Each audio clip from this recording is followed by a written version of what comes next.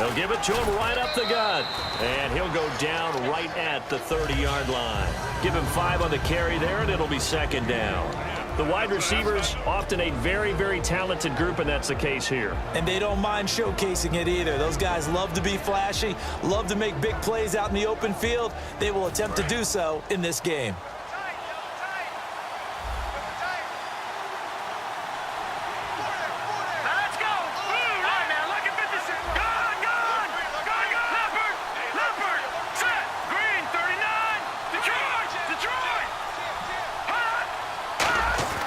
He'll drop to throw. In the middle of the field, he's got Nelson. And he'll bring it up here to right at the 40-yard line. A nice pick up there, 10 yards, and it'll move the sticks. That was a nicely run slant route, and what the receiver's trying to do is make the defender think he's going upfield for a deeper route, and then breaks it off, usually after about 3 to 4 steps, and cuts towards the middle of the field. And now what he's trying to do is use his body to keep the defender away from the football and give the quarterback a really nice target. Here we go.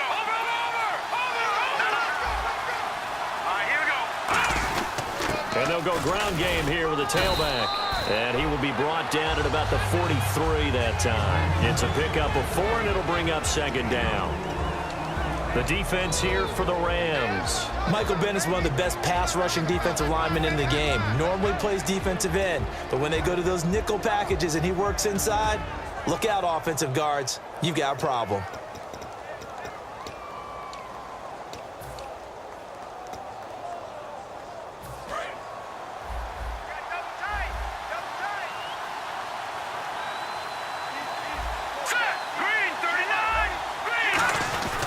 And he'll give it here to his running back.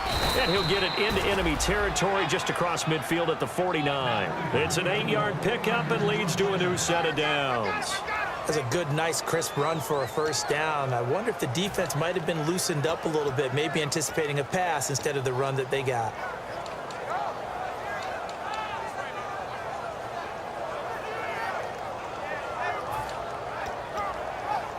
So the run gets them the first, and now they operate with a fresh set of downs.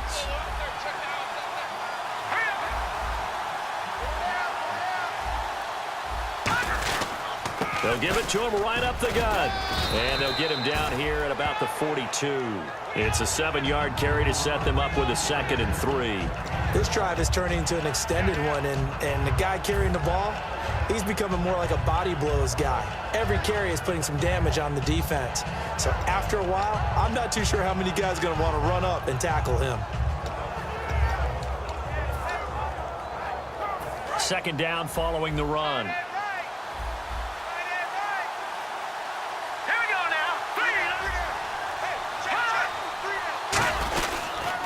Now they'll run it on the toss. And he is going to lose yardage here. It'll be a loss of a yard, and it'll be 3rd down. There's so many times during camp and practice that you get bored as a player doing regular drills. But how about that shed and skate drill right there by the linebacker? You do it each and every day. Get the blocker away and get into the backfield and make a big-time tackle. That's what we just saw. The Rams go nickel here defensively on 3rd.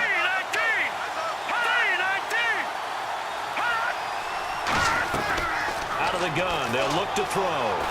Flushed out right. Complete to Quentin Patton.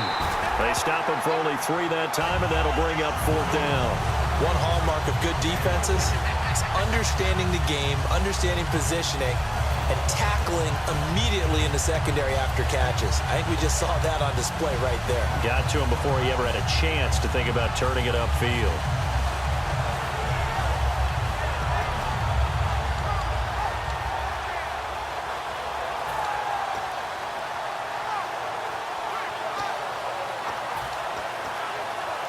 And look at this. They're keeping the punter on the sideline. They're going to go for it here on the opening drive. Here we go now. Green 39. Green 39. They'll give it to him right up the gut. The Niners go for it, but it doesn't work out. And this crowd into it early. Their guys stand tall on the opening drive of the football game. Possible run anticipation here as the D-line sandwiches together.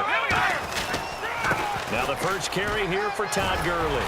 And he'll be taken down, but not before he gets into enemy territory. Give him 11 on the gain there, and it'll be first down Rams. And that run was what a lot of people called explosive run. Gave them good yardage, solid yardage. They feel good about the whole thing, and they did it behind a two tight end set. It's always interesting to watch what offenses want to do with the two tight ends. Sometimes they line them up together for a power set. Sometimes they put one on each side of the line of scrimmage to balance things out. No matter what, though, when you see two tight ends on the field, your first thought is to think of run. In this case, the offense was able to run successfully. Well, coaches always talk about finding balance on offense. I don't think you get much more balance than this. Big-time run, big-time pass. A 1-2 combination. Looked pretty good. How about that? Let's see if they can continue to take that kind of a punch, though. And he'll work his way inside the 30 now to the 28. Give him 9 on the carry that time, and they're set up with a 2nd and 1. Some runs are blocked so well, you almost forget that someone has to carry the ball to gain the yardage. The leverage by the offensive line to create space up front, really well done.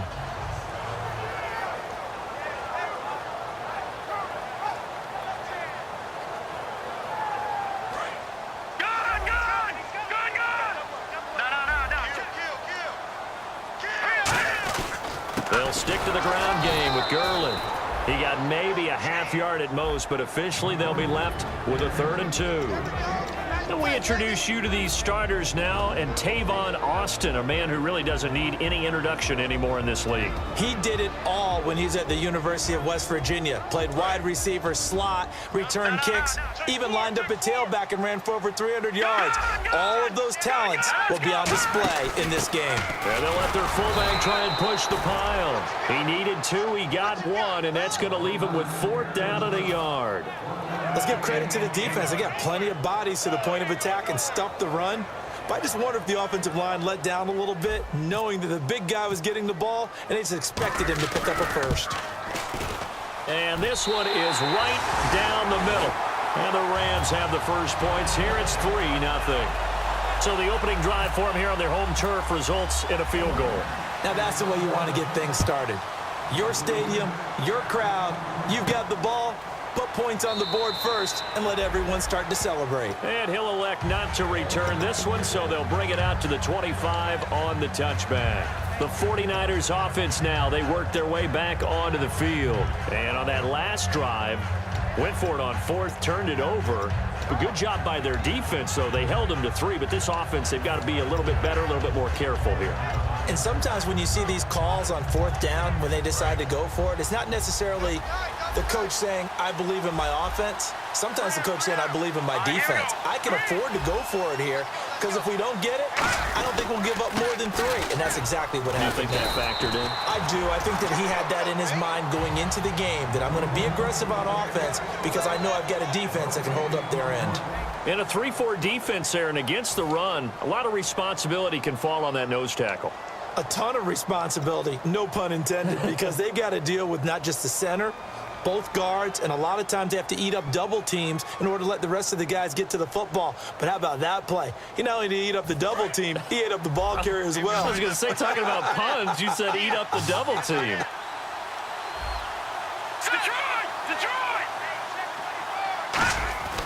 Now he'll look to throw here on 2nd and 10. And he takes a shot on the release as this will be incomplete.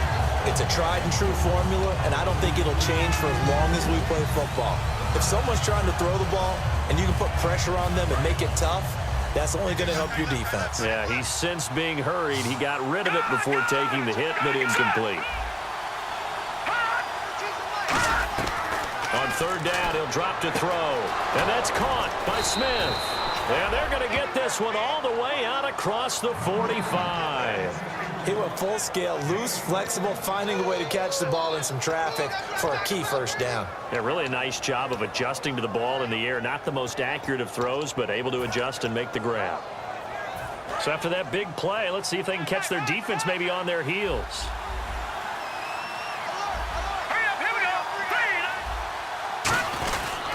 They'll give it to him right up the gut. And no room to maneuver there. Give him a yard up to the 47.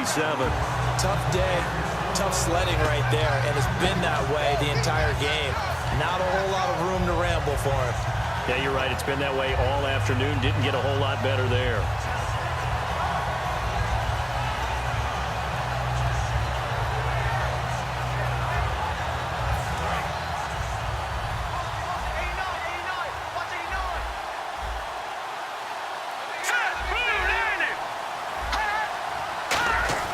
They're going to look to throw.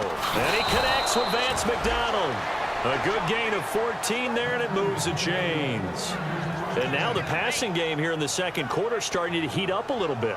Don't you feel the rhythm starting to happen, right? You see it. Now the confidence is starting to rise. I think now as a play caller, because that has happened, you lean on it a little bit more. You don't go totally away from running the football, but you do say, guess what? We can throw it. We can throw it well with a whole lot of confidence.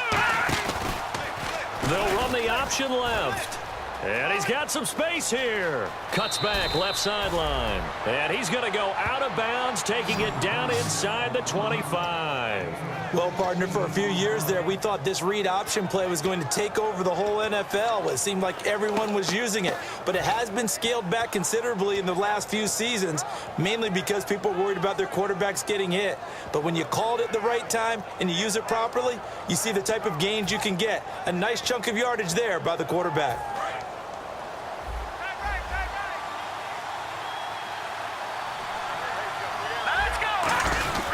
They'll give it to him right up the gut. And he's going to fight his way forward here for a modest gain. 5 yards on the carry. Good pickup on first down. And that's exactly what you want on a first down run. Pick up 5 yards, bring up 2nd and 5. The defensive line, though, they've got to figure out a way to out-leverage the guys up front because the offensive line is winning at the point of attack. Second down and the offense needing 5 yards.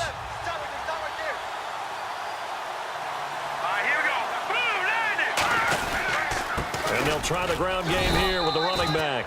And he got half of what he needed there, 2 yards. And it'll bring up a 3rd and 2 more. Sometimes play calls boil down to philosophy. You know you're facing one of the top 10 units against the run in the NFL. So do you decide to keep smashing against them, or do you decide to throw the ball here?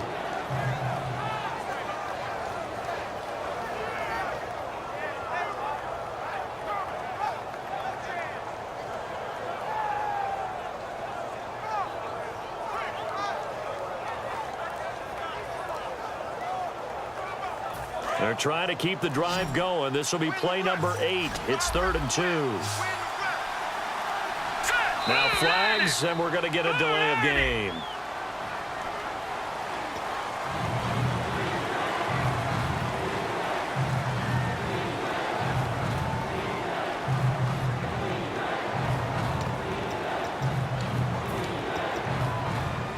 This will be the 8th play of the drive. It's 3rd and 7.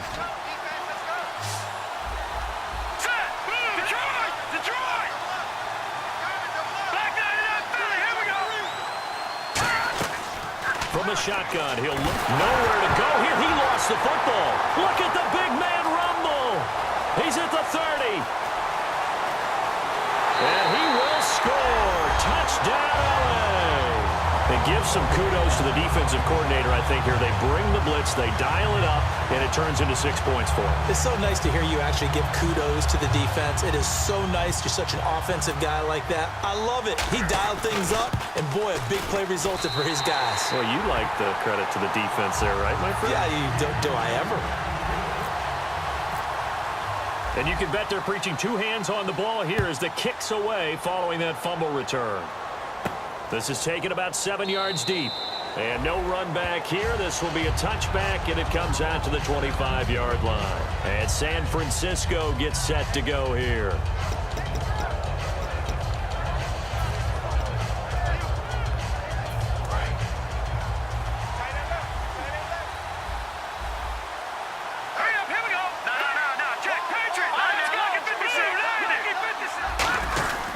And to give this time to the tailback. And he powers his way up past the 30. He'll get a nice chunk there on the first down run, and it's 2nd and 4.